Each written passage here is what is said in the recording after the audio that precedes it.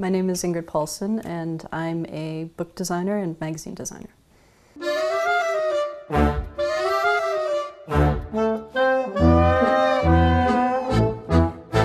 I studied at Ontario College of Art, now OCAD, and I was actually working in corporate design for a number of years, but also starting to dabble in art.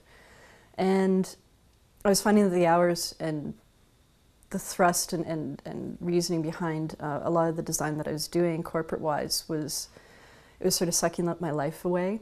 And so I was looking through Now magazine, and there was an ad in there for McClellan and Stewart, and it ended up I went in for an interview with Cognio, who was the art director at the time, and it was actually for a book designer. And it was like, whoa! Because I couldn't believe that, and changed all my perspective. I was like, I want this job. I love this book. I adore this book. It's so funny. It's so sweet. It's one of the toughest, hardest assignments I've ever had.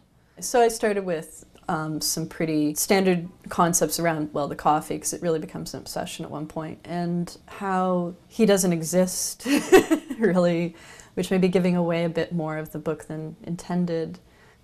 And that's the first time, actually from round one was the first time that we see the post-it note.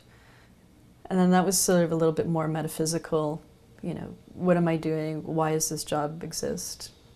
For some reason, a lot of people think that my job has a lot to do with artistic vision as opposed to communication strategy. And that's actually what I trained to do at OCAD. I trained to do communication strategy. It just happens that books are these very interesting objects that aren't about ephemeral advertising.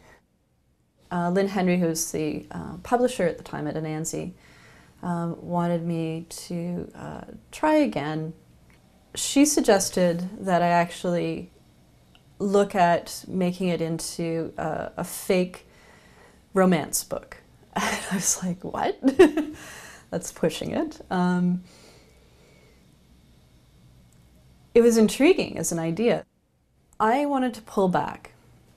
I wanted to make sure that everybody understood that this was not so much a novel in a novel as this wasn't a romance book. So I pulled back and tried to create a 3D image of the book itself. Lynn was like, no, no, no, no, no. I really like the big faux book. And so we went back to that. Like, nobody had seen anything like this in Canada in a while, and something that was that conceptual.